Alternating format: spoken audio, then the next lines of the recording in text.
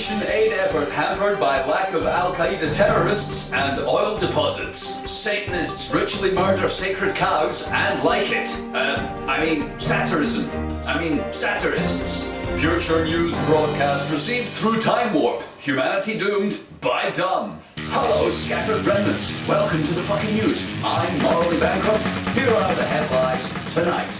Efforts to help the Haitian people after a massive news quake 2 weeks ago are being hampered by Al-Qaeda not radicalizing the population and the country having no natural resources at all.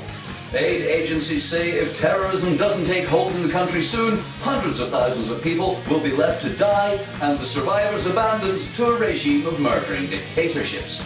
The UN has called the Haitian earthquake a massive natural disaster and called on all nations to visit the country briefly for a photo opportunity before leaving it in the shit for another 50 years. Here's some knob with a shirt trying to look like he gives a fuck with our special report. For years, Haiti has been the Earth's poorest nation. Infant mortality here is higher than a Satanist barbecue.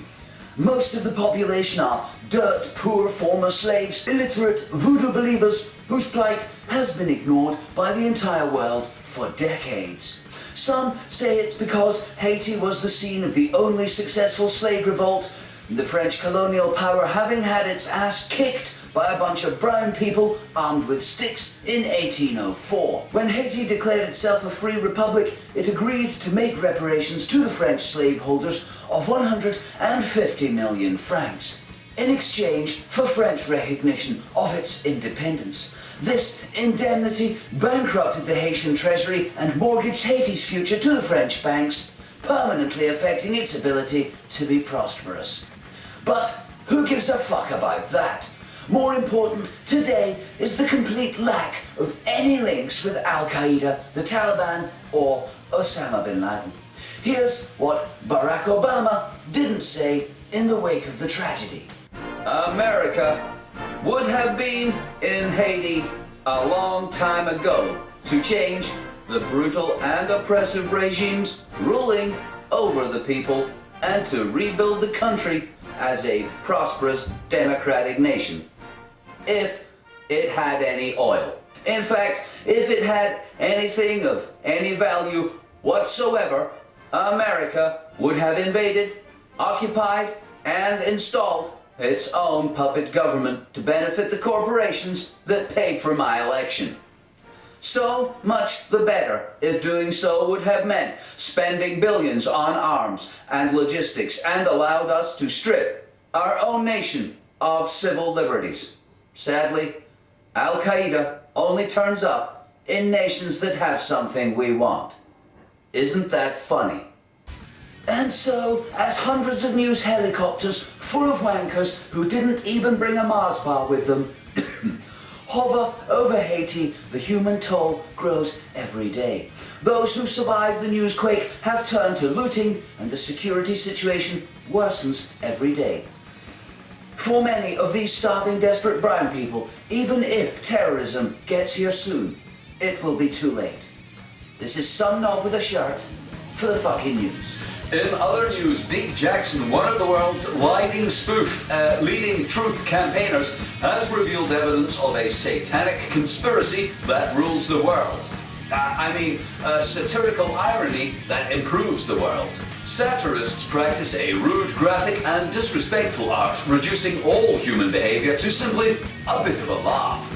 In satire, human or individual vices, follies, abuses, or shortcomings are held up to ridicule, derision, irony, and other methods, ideally with intent to bring about laughter and improvement. Satirical influence on the world is growing, and their ritual sacrifice of sacred cows is thought to be responsible for the disappearance of bunkum, mumbo jumbo, and woo-woo all over the earth. Although satire is usually meant to be funny, many people strongly disapprove, claiming satirists are possessed by demonic entities who enter their bodies from other dimensions to enjoy sexual abuse of children and animals. Poke fun at numpties and enjoy life. More on that story later. And finally, a group of scientists say they have intercepted a TV broadcast from the future.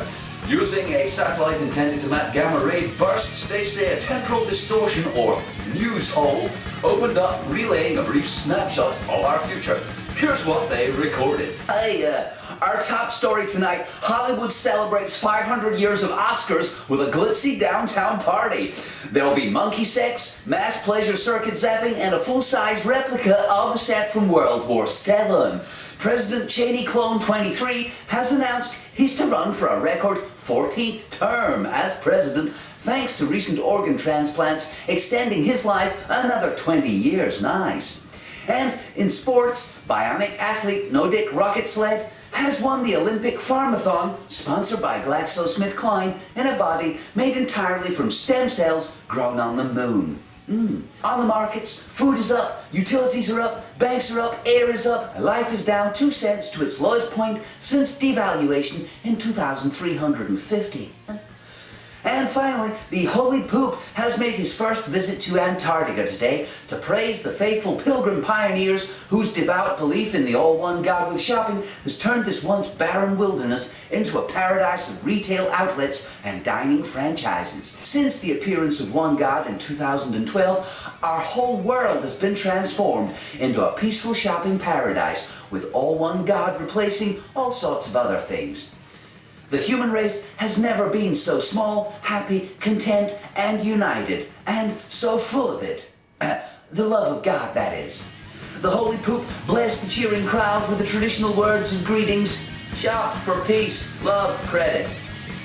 Thanks, and now the weather. Deadly radiation covers the entire globe apart from LA and the polar regions as normal.